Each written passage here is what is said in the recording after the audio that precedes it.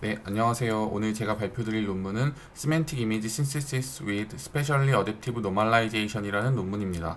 엔비디아에서 발표가 됐고요. 이 논문 같은 경우에는 Semantic Segmentation Map으로부터, 그러니까 Segmentation Layout으로부터 어떠한 이미지를 합성해내는 그러한 기술에 대한 내용입니다. 그래서 먼저 결과를 보면 이제 위와 같은 이러한 Semantic Segmentation Map을 넣어주면은 아래와 같이 이미지를 합성해내는 그러한 모델이고요. 그리고 이렇게 세그멘테이션 맵을 사용자가 넣는 것뿐만 아니라 이러한 이미지의 어떤 스타일까지 그대로 가져와서 입히는 방식을 또 가능하게 됩니다. 요거는 이제 이 저자들이 만들어 놓은 인터랙티브 데모인데 같이 한번 보겠습니다.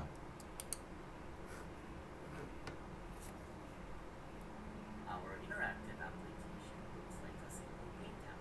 However, instead of color palette, we have semantic palette. Let's pick a label and use the fill mode to replace cloud illusion. 아래에 있는 것 같이 이제 시멘틱 그 세그멘테이션 맵에 대한 정보를 가져와 가지고 이렇게 색칠을 해두면은 얘가 이제 이렇게 레이아웃을 만들어 두면은 레이아웃에 맞는 이미지를 생성하는 네, 이런 과정입니다. Apply different 그리고 styles. 스타일 같은 경우에는 여기와 같이 이미 이전에 있었던 이미지들의 스타일을 가져올 수도 있고 아니면 이렇게 지금 물음표와 같이 랜덤한 인풋으로부터도 스타일을 가져올 수 있습니다. Trying different styles or trying different semantics. It's all up to you. 네, 여기까지만 보겠습니다. 네, 그래서 이 동영상을 보고서 결과가 굉장히 인상적이어가지고 이 논문을 발표를 하게 됐습니다.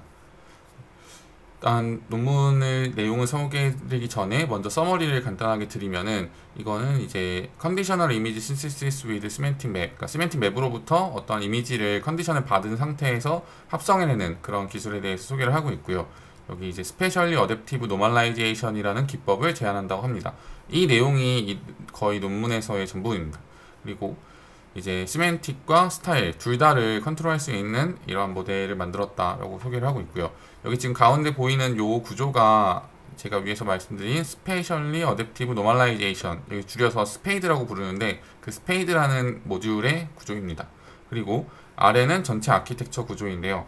지금 랜덤 인풋으로부터 디코더 구조를 가지고 있고 디코더 구조로 이 스페이드 모듈이 계속해서 들어가가지고 점점 이렇게 레졸루션이 커지면서 이제 이미지를 생성해내게 되는 그러한 구조를 가지고 있습니다. 이 픽스 투 픽스랑 차이점이라고 하면은 여기 같은 경우에는 이런 시멘틱 맵을 인풋으로 받아가지고 아웃풋으로 바로 이미지를 내는 이러한 인코더 디코더 구조를 가진 반면에 얘 같은 경우에는 디코더 구조만 가지고 있고 이 시멘틱 맵에 대한 정보는 이렇게 인터미디어트 레이어를 통해서 정보를 넣어주고 있습니다. 앱스트랙인데요.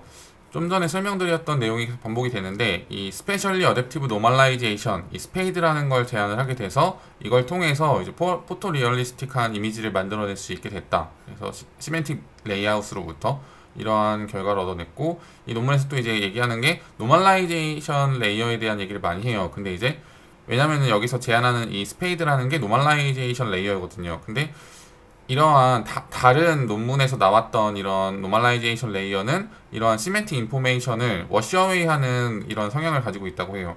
반면에 이제 이 논문에서 제안하는 스페이드 같은 경우에는 이러한 시멘틱 인포메이션이 잘 보존되면서 끝까지 가서 이제 잘 만들어졌다고 얘기를 하고 있고요. 그리고 아까도 나왔던 얘기인데 시멘틱과 스타일 모두 컨트롤할 수 있는 모델을 얻어냈다고 합니다. 컨디셔널 이미지 신세시스에 대해서는 다음과 같이 논문에서는 소개를 하고 있는데요. 일단 첫 번째 왼쪽 위에를 보면은 클래스 컨디셔널 모델 같은 경우에는 어떠한 클래스를 컨디션으로 받아가지고 그 클래스에 해당하는 이미지를 생성해내는 방법입니다. 그래서 뭐 강아지를 쿼리로 넣는 경우, 그러니까 컨디션으로 넣은 경우에는 강아지를 생성해내고 햄버거를 컨디션으로 넣는 경우에는 햄버거를 이렇게 만들어내고 이런 식으로 어떤 컨디션을 받은 채로 이미지를 만들어내는 기술이고요. 이 오른쪽 위에 같은 경우에는 이런 텍스트를 기반으로 이 텍스트를 인풋으로 받아가지고 이 텍스트에 해당 내용에 맞는 이미지를 생성해내는 기술입니다. 그리고 왼쪽 아래 같은 경우에는 제일 유명한 이제 이미지 투 이미지 트랜슬레이션인데, 여기 같은 경우에는 지금 그림으로 제가 여기 사이클겐에 대한 내용을 넣어놨는데, 사실 이 논문에서 얘기하는 세그멘테이션 맵을 이미지로 바꾸는 것도 이 이미지 투 이미지 트랜슬레이션이라고 볼 수 있어요. 근데 여기서는 일단 이렇게 나눠 놓긴 했고요. 어쨌든 이미지 투 이미지 트랜슬레이션 같은 경우에는 지금 이 여기서 소개하고 있는 사이클겐, 그러니까 제가 넣어놓은 이 사이클겐 이미지 같은 경우에는 사실 언페어드 되는 데이터셋에 대해서도 가능하게 되는데, 지금 이 논문에서 발표하는 요거는 세그멘테이션 마스크가 반드시 페어로 존재를 해야지만 만들 수 있는 모델입니다. 네, 그래서 세그멘테이션 마스크를 인풋으로 넣고, 정확히는 인풋으로는 아니고 인터미디어트 레이어에 들어가긴 하는데, 어쨌든 얘가 필요한 그러한 과제입니다. 그래서 컨디셔널 이미지 신세시스 같은 경우에는 이렇게 종류들이 있고요. 그 다음에 이제 노멀라이제이션 레이어에 대해서 나오는데, 아까도 말씀드렸다시피 이 논문에서 스페이드라는 노멀라이제이션 레이어를 이제 소개를 하면서 얘기를 하는데, 그래서 노멀라이제이션 레이어에 대한 얘기를 하고 있어요. 그래서 먼저 언컨디셔널 노멀라이제이션 레이어 얘기가 나오는데, 여기 위에 그림은 이 논문에서 나온 건 아니고 그룹 노멀라이제이션이라는 논문에서 나온 그림입니다.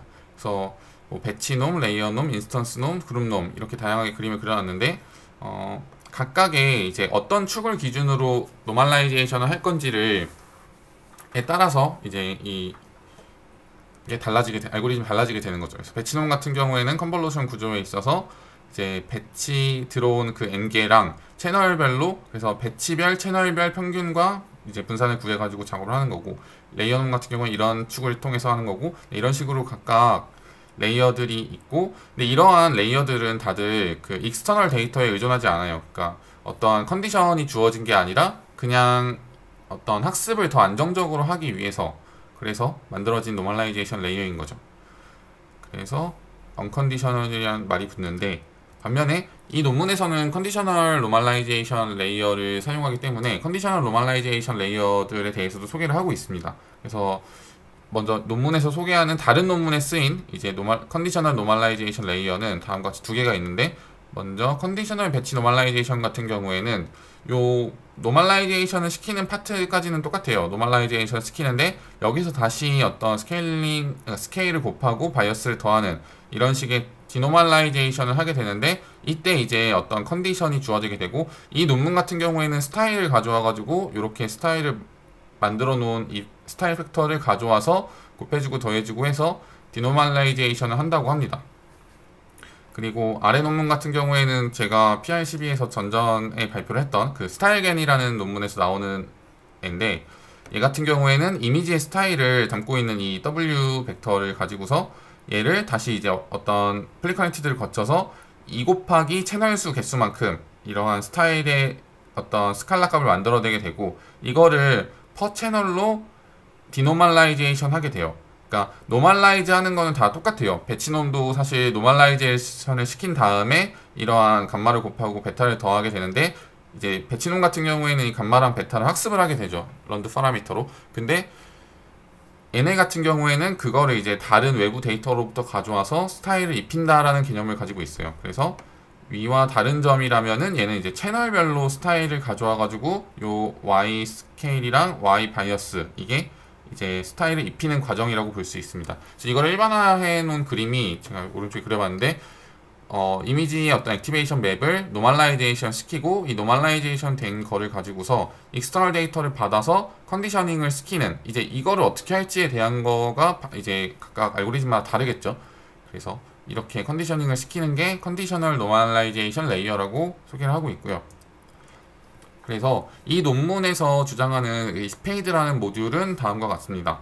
이제 전에 거랑 뭐 크게 다른 점이 없는데, 여기까지는 사실 배치놈이랑 똑같아요. 배치놈 같은 경우에는 배치별, 채널별 다 그 평균과 분산을 구해서 이렇게 노멀라이제이션 처리를 하고, 그 다음에 여기다가 이제 그냥 감마를 곱하고 베타를 더해서 그 다시 스케일링 업을 하게 되는데, 이 부분에 있어서 이 데이터와 이 데이터가 원래는 이제 그 스칼라 값을 갖게 되는데, 여기서는 스페셜하게 한 정보, 그러니까 그 값들을 전부 다 가지고 있어요.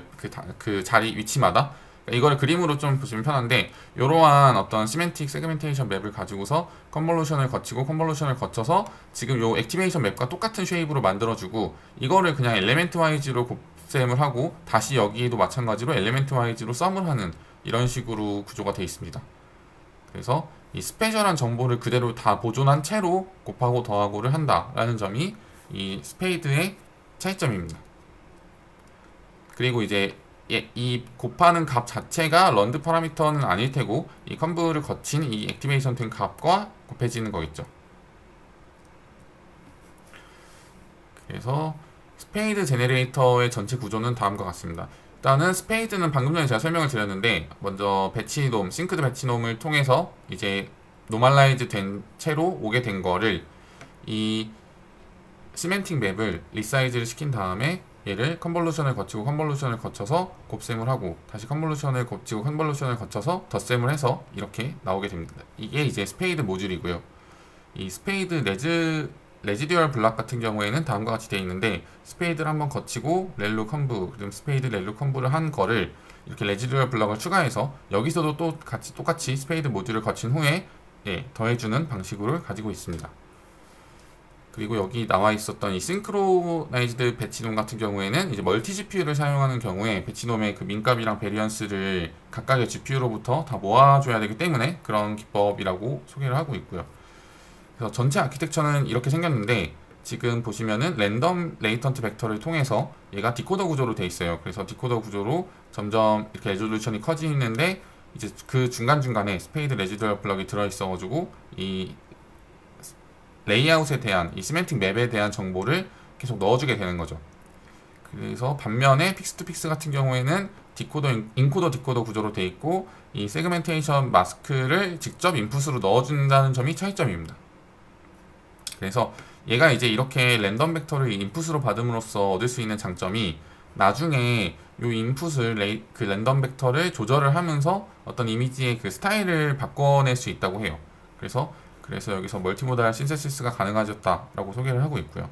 그 다음에 여긴 로스 펑션 같은 경우에는 뭐 픽스 HD랑 같은 거를 사용을 했는데 이제 리스트 스퀘어드 로스가 힌지 로스로 바뀌었다라는 차이점을 가지고 있다고 합니다.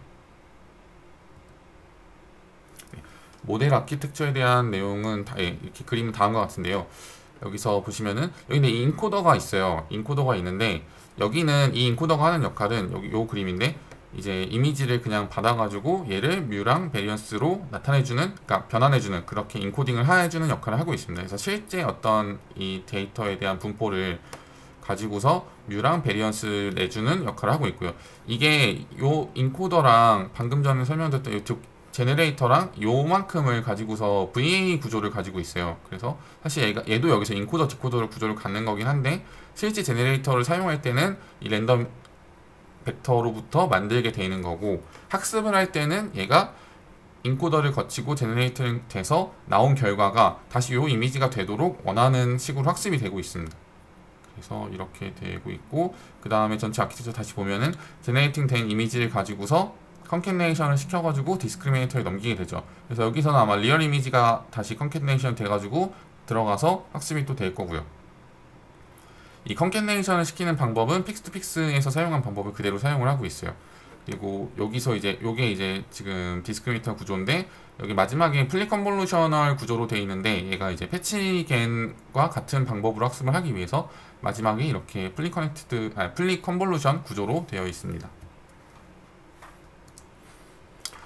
그래서 여기서 왜 그러면은 이 스페이드라는 구조가 잘 되는가에 대해서 또 소개를 하고 있는데 이 컨디셔널 이미지 신세시스 모델에 사용되는 이 인스턴스 놈이라는 거가 어떤 시멘틱 인포메이션을 유니폼이나 플랫한 세그멘테이션 마스크로 주어질 때 워시어웨이되는 성향이 있다고 해요.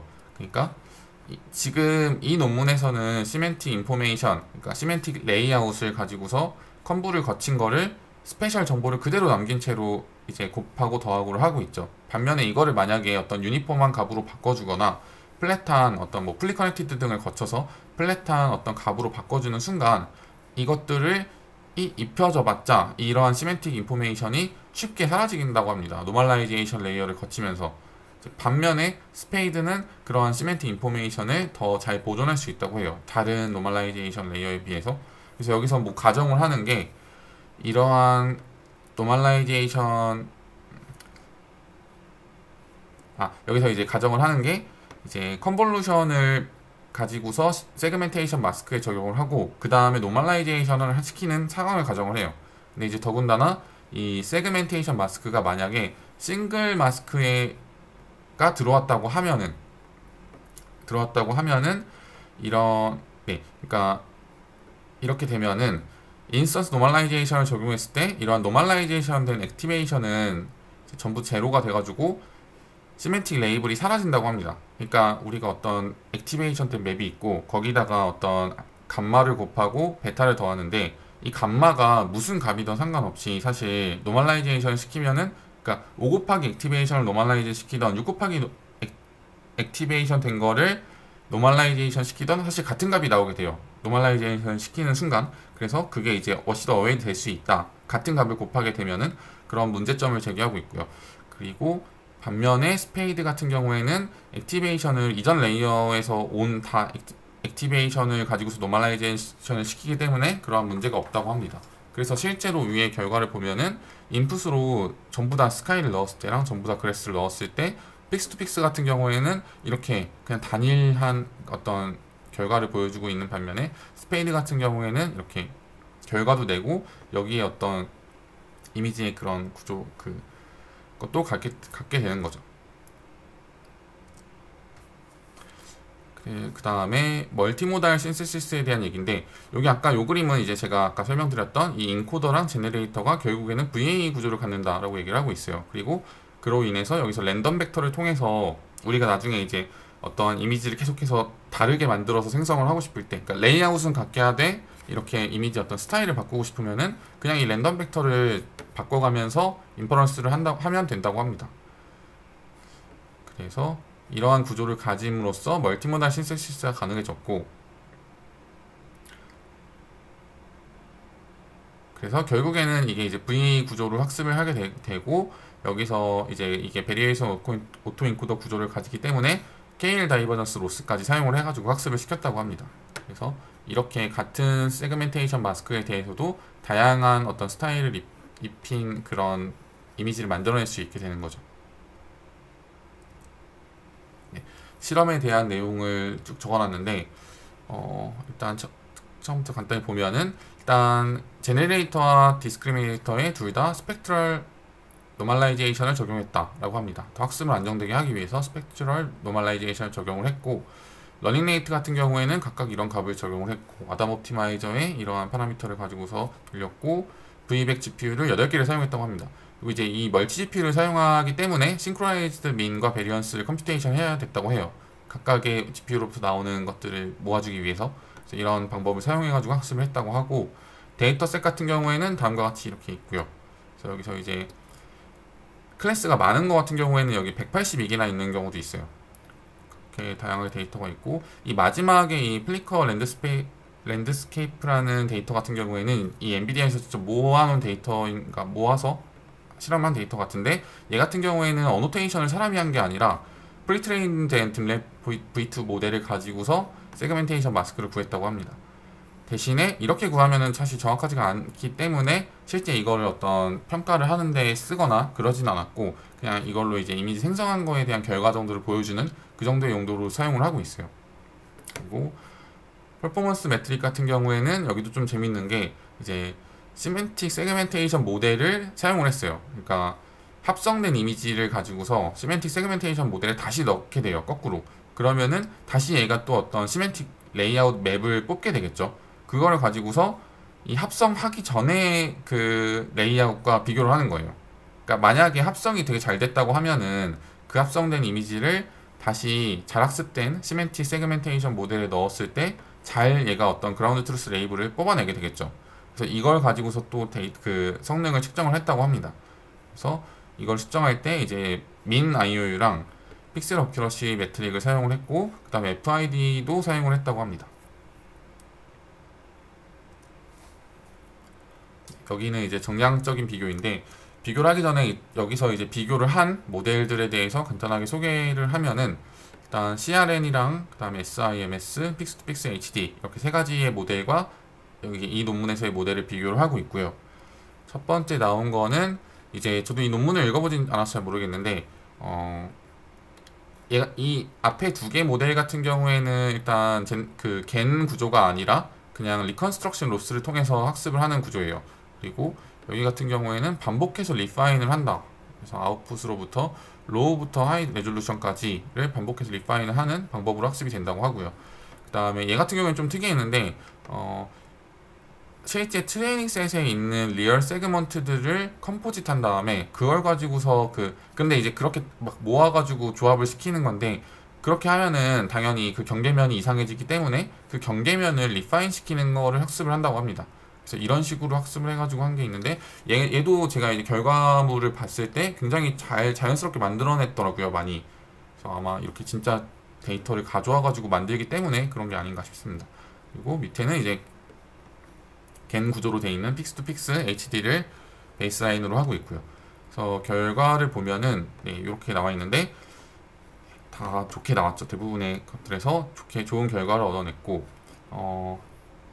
여기 같은 경우에는 지금 이게 데이터가 없는데 이 두 개의 데이터셋은 데이터셋이 굉장히 많았다고 해요. 근데 요게 이제 실제 데이터로부터 막 쿼리를 보내가지고 데이터를 가져와서 합성을 해야 되는 거라서 데이터가 너무 많은 경우에는 사용을 할 수 없었다고 합니다. 그래가지고 여기는 이렇게 아예 결과를 내지 못하고서 그냥 비워놓은 것 같아요.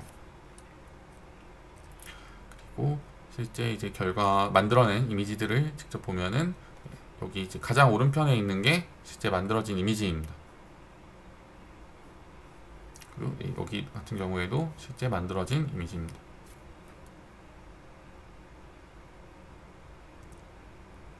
그리고 이제 이거를 사람한테 평가를 시켜가지고 또 측정을 했는데요. 아마존 메카니컬 터크를 통해서 이제 얼마나 잘 만들어졌는지에 대한 확인을 하는데 여기서 사용하는 방법이 세그멘테이션 마스크랑 이미지 두 장, 그러니까 우리 모델과 그다음 비교 대상의 모델 이 두 장의 합성된 이미지를 주고서, 그러니까 그 두 장과 그다음 세그멘테이션 맵 이렇게 총 세 장의 이미지를 주고서 어떤 게 더 이 세그멘테이션 마스크에 적절하게 맞는 것 같느냐를 물어봐서 평가를 했다고 합니다. 이거를 각각의 데이터셋마다 500번의 질문을 했고 각각 다른 뭐 5명의 워커에 대해서 사용을 했다고 해요. 그리고 이제 이걸 뭐 기준을 더 정확하게 하기 위해서 어떤 뭐 기준을 두고서 뭐 그게 98% 넘는 사람만 이 평가를 할 수 있게 제한을 줬다고 합니다. 어쨌든 그렇게 했을 때 이게 전부 다 50%가 넘는 걸 보면은 이제 우리 모델이 잘 만들어내고 있다라는 거를 보여주고 있고요. 이거는 이제 이펙티브니스랑 베리에이션에 대한 얘기인데 일단 이 스페이드가 이 저자들은 그래서 이 스페이드라는 걸 추가해가지고 좋은 결과를 얻었는데 이 스페이드가 진짜로 그러면 좋은 결과를 얻은 게 맞느냐를 확인하기 위해서 다른 베이스라인에다가 이런 걸 적용을 했어요. 일단 여기 픽스2픽스가 있고 컴팩트 픽스2픽스 여기 픽스2픽스 HD 플러스라고 있는데 이 플러스라는 거는 픽스2픽스에서 할 수 있는 최대한의 좋은 거를 다 넣어서 만든 게 이제 여기 픽스2픽스 HD 플러스라고 합니다. 다만 스페이드는 안 넣었어요.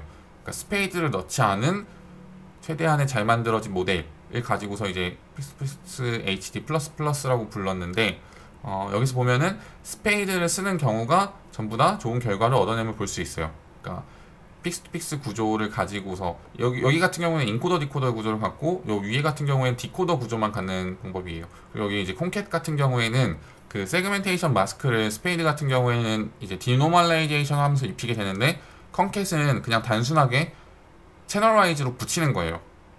그 세그멘테이션 마스크를 채널로 붙여가지고 사용을 했을 때 이런 식으로 나온다라는 건데 스페이드를 쓰면은 무조건 더 좋아지는 거를 확인을 해주고 있습니다.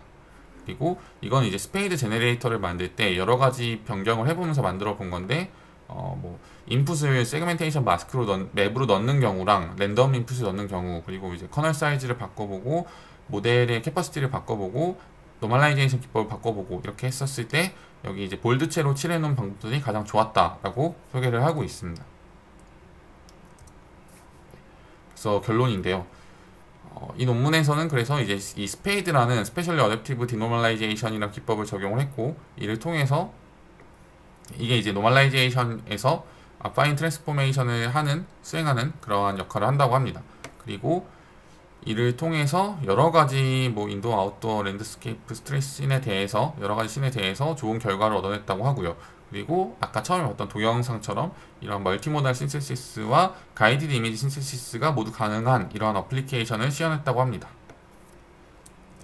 발표는 여기까지고요. 들어주셔서 감사합니다.